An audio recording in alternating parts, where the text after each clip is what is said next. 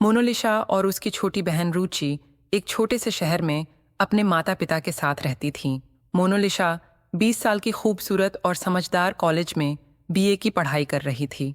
उसकी आंखों में सपने थे, एक शिक्षिका बनने और अपने परिवार का नाम रोशन करने की रुचि। 14 साल की अपनी दीदी की सबसे प्यारी दोस्त थी, जो हर रात जानती थी। दोनों बहनों का रिश्ता गहरा था और वे एक दूसरे से सब कुछ साझा करती थीं।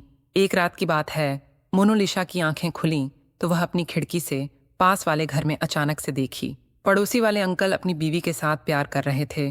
कोई मुझे और ऐसा प्यार दे, कभी नहाते वक्त तो कभी कॉलेज में, बस वही प्यार के लिए तरस जाती थी। मोनालिसा का कॉलेज का पहला दिन था। वो किताबें ले क्लास की ओर जा रही थीं, तभी उसकी टक्कर सूरज से हो गई। किताबें जमीन पर बिखर गईं। अरे सॉरी, सूरज ने कहा और किताबें उठाने में मदद की। उसकी गहरी भूरी आंखों और हल्की मुस्कान ने मोनालिसा का दिल छू लिया। कोई बात नहीं, मोनालिसा ने शर्माते हुए कहा और जल्दी से चली गई। सूरज कॉलेज के तीसरे साल का छात्र, साहित्यिक क्लब का हिस्सा था और कविताएं लिखने का शौकीन था। उसकी सादगी और हंसमुख स्वभाव ने मोनालिसा का ध्यान खींचा। एक दिन साहित्यिक क्लब की मीटिंग में मोनालिसा ने अपनी लिखी कविता पढ़ी, जो प्रकृति और सपनों पर थी। सूरज ने तालियां बजाईं और बाद में कहा, मोनालिसा, तुम्हारी कविता में जादू है। मोनालिसा का चेहरा लाल हो गया। उसने थैंक यू कहा और यहीं से उनकी बातें शुरू हुईं। मोनालिसा को तो बस उस रात की बात याद आती। मोनालिसा सूरज के साथ वह वाला प्यार करना चाहती थी। कॉलेज में गहरा रोमांस। मोनालिसा और सूरज की मुलाकातें बढ़ने लगीं। कैंटीन में चाय पीते हुए, लाइब्रेरी में किताबें चुनते हुए और साहित्यिक क्लब में सूरज की कविताएं और बातें मोनालिसा को जादू सी लगती थीं। एक दिन कॉलेज के पुराने बगीचे में, जहां बरगद का पेड़ और पुरानी बेंच थी, सूरज ने मोनालिसा का हाथ पकड़ा और कहा, तुम्हारी आंखें तारों जैसी हैं। मोनालिसा ने शर्माते हुए कहा, और तुम्हारी बातें कविता जैसी। पहला रोमांटिक पल एक बारिश की दोपहर, जब कॉलेज में ज्यादातर लोग जा चुके थे। मोनालिसा और सूरज बरगद के पेड़ के नीचे खड़े थे। बारिश की बूंदें मोनालिसा की सलवार कमीज पर गिर रही थीं और उसकी कमीज का पल्लू हल्का सा सरक गया। सूरज ने उसकी ओर देखा, उसकी कमर को हल्के से छुआ और उसे अपनी ओर खींच लिया। तुम और भी खूबसूरत लगती हो जब भीग जाती हो, उसने धीरे से कहा। मोनालिसा की सांसें तेज हो गईं। उसने सूरज की आंखों में देखा और सूरज ने धीरे से उसके गाल को सहलाया। उसने मोनालिसा के होठों को छुआ और एक नरम गहरा चुंबन किया। मोनालिसा ने उसका कंधा पकड़ा और उस पल में बारिश और उनका प्यार एक हो गए। कॉलेज की छत का जादू। कॉलेज के वार्षिक उत्सव की तैयारियों के दौरान मोनालिसा और सूरज को देर तक रुकना पड़ा। रात हो गई थी और वे दोनों कॉलेज की छत पर चले गए। तारों भरा आसमान और ठंडी हवा ने माहौल को और रोमांटिक बना दिया। सूरज ने मोनालिसा को पीछे से गले लगाया, उसकी कमर पर हाथ रखा और धीरे से उसकी कमीज का पल्लू सरकाया। मोनालिसा, तुम मेरे लिए सब कुछ हो, उसने कानों में फुसफुसाया। मोनालिसा ने मुड़कर उसकी ओर देखा और सूरज ने उसे अपनी बाहों में खींच लिया। उसने मोनालिसा की कमर को और कसकर पकड़ा और एक गहरा जुनूनी चुंबन किया। मोनालिसा ने उसके बालों में उंगलियां फेरीं और दोनों उस पल में खो गए। मोनालिसा ने सूरज से कहा, सूरज, वो वाला प्यार करो ना। फिर सूरज ने उसके कपड़े उतारे और शुरू हो गए। मोनालिसा ने कहा, और करो ना, मुझे और प्यार चाहिए। लाइब्रेरी का गुप्त पल। एक दिन लाइब्रेरी में जब वे दोनों एक प्रोजेक्ट के लिए किताबें ढूंढ रहे थे, सूरज ने मोनालिसा को उस खामोश गलियारे के सबसे सुनसान कोने तक ले जाकर धीरे से दीवार से सटा दिया। उसकी उंगलियां मोनालिसा की कमीज के नाजुक किनारे को सरकाती हुईं। बस थोड़ा सा ऊपर उठाया और फिर उसकी कमर पर एक कोमल सहलाता हुआ स्पर्श छोड़ गईं। तुम्हारा यह लापरवाह अंदाज, उसकी आवाज में एक गहरी कंपन थी, मुझे पूरी तरह बेकाबू कर देता है। मोनालिसा के गाल लाल हो उठे। उसने शर्माते हुए कहा, सूरज, कोई देख लेगा। लेकिन सूरज की मुस्कान और नर्म हुई। उसने कहा, बस ये एक पल तो हमारा है। उसने मोनालिसा की गर्दन पर एक बेहद कोमल चुंबन रखा, फिर धीरे धीरे उसके होठों की तरफ बढ़ा, जहां उसका एक गहरा तल्लीन चुंबन ने समय को थाम सा दिया। मोनालिसा ने अनायास ही सूरज की कमीज को अपनी मुट्ठी में समेट लिया। दोनों की सांसें एक दूसरे में गूंथकर उस छोटे से कोने में एक अनकही दुनिया बसा दी।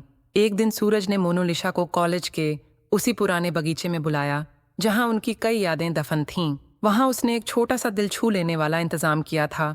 कुछ मध्यम जलती मोमबत्तियां, ताज़ा गुलाब की पंखुड़ियों का मार्ग और एक कागज जिस पर उसकी भावनाएं कविता बनकर उतरी थीं। उसने मोनालिसा का हाथ अपनी हथेली में लिया, उसे धीरे से खींचकर अपने करीब लाया। उसकी एक बांह उसकी कमर पर टिकी जबकि दूसरे हाथ में वह कागज था। यह, उसने कहा, आवाज में एक पवित्र गंभीरता, सिर्फ और सिर्फ तुम्हारे लिए लिखा गया है। कविता पढ़ते हुए वह उसे और भी नजदीक खींचता गया। उसकी उंगलियां अनायास ही मोनालिसा के सलवार के रेशमी दुपट्टे को थोड़ा सा सरका दीं और उसकी कमर पर उसी सहलाहट भरे स्पर्श के साथ एक बार फिर उसके होठों पर एक ऐसा चुंबन दिया जिसमें सारी बातें कह दी गईं। मोनालिसा ने खुद को पूरी तरह सूरज की बाहों के हवाले कर दिया। दोनों उस जादुई रोमांच से भरे पल में पूरी तरह समा गए। मोनालिसा की छोटी बहन रुचि उसकी आंखों में चमक और चेहरे पर एक नई रौनक देखकर समझ गई। दीदी प्यार में डूबी हुई थी।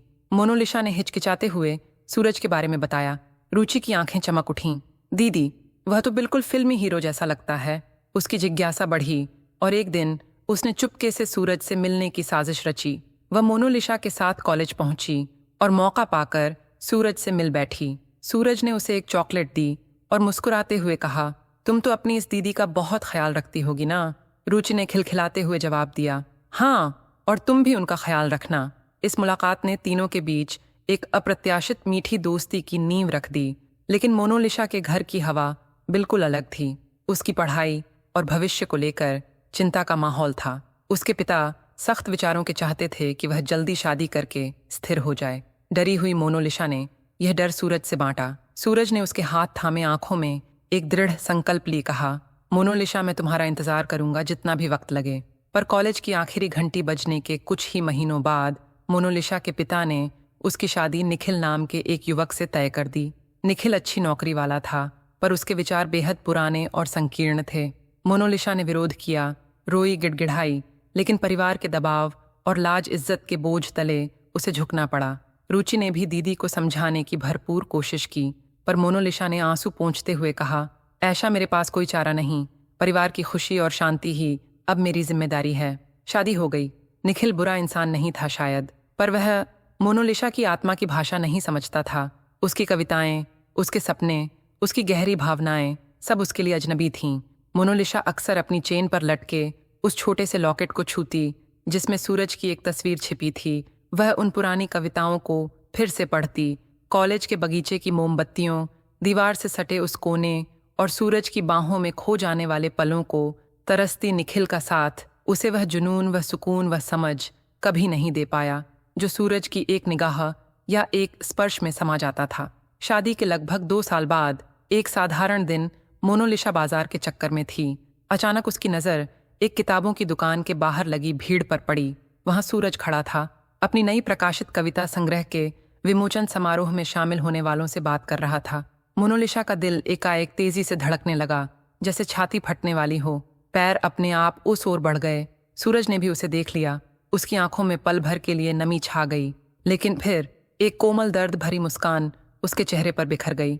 मोनालिसा ने कांपती आवाज में कहा, सूरज, मैं बस तुम्हें देखना चाहती थी। सूरज ने उसकी तरफ कदम बढ़ाए। उसकी आवाज भी भारी थी। मोनालिसा, मैं तुम्हें हर सांस, हर पल याद करता हूँ। मोनालिसा की आंखों से आंसू ढलक पड़े। मैं तुम्हारे प्यार के लिए, उस एहसास के लिए तरस रही हूँ। सूरज, मेरी जिंदगी में वह रोशनी, वह खुशी कहीं नहीं है जो तुम्हारे साथ थी। वह रुकी, फिर एक गहरी सांस लेकर बोली, चलो ना, कहीं चलते हैं, बस थोड़ी देर के लिए, जहां हम बात कर सकें। सूरज ने बिना कुछ कहे धीरे से उसका हाथ थामा और उसे पास के एक छोटे शांत होटल के कैफे में ले गया। एकांत में एक कोने में वे बैठे मोनालिसा ने अपने बैग से एक पुरानी डायरी निकाली जिसके पन्नों पर सूरज की लिखी कविताएं संभाल कर रखी गई थीं। मैं इन्हें रोज रात पढ़ती हूँ। उसकी आवाज फुसफुसाहट में बदल गई। यही मेरी सच्ची दुनिया है। सूरज ने डायरी को देखा। उसकी आंखें भर आईं। हर शब्द मोनालिसा, मेरी हर कविता में सिर्फ तुम हो, तुम्हारी यादों का साया। मोनालिसा ने सीधे उसकी आंखों में देखा। उसकी आवाज में एक तीव्र इच्छा थी। मुझे वो पुराने दिन याद आते हैं, कॉलेज के वो पल जब तुम मुझे अपनी बाहों में लेते थे, जैसे मैं तुम्हारी दुनिया की सबसे कीमती चीज हूँ। वे कुछ पल उन्हीं खोई हुई यादों में डूबे रहे, जैसे समय वहीं ठहर गया हो। मोनालिसा ने फिर कहा, एक आह भरी आवाज में, मुझे बस एक बार फिर वह पल जीना है सूरज, वह एहसास। सूरज का दिल चीख उठा। उसने उसे अपनी ओर खींचा, एक करुणामयी सुरक्षा देने वाली बाहों में भर लिया। पर फिर एक गहरी पीड़ा के साथ उसने खुद को रोक लिया। उसने धीरे से उसे थोड़ा दूर किया। उसकी आंखों में एक असहनीय दर्द था। मोनालिसा, तुम अब किसी और की हो। मैं तुम्हें और दुख नहीं दे सकता। ये सच्चाई जितनी चुभती है। मोनालिसा का सिर उसकी छाती पर गिर पड़ा। उसके कंधे हिचकियों से डोलने लगे। पर मेरा दिल, मेरी हर धड़कन, वो तो सिर्फ तुम्हारे लिए ही धड़कता है सूरज, हमेशा से, हमेशा के लिए। उस कैफे का शांत कोना अब दो टूटे हुए दिलों की गूंज से भर गया था।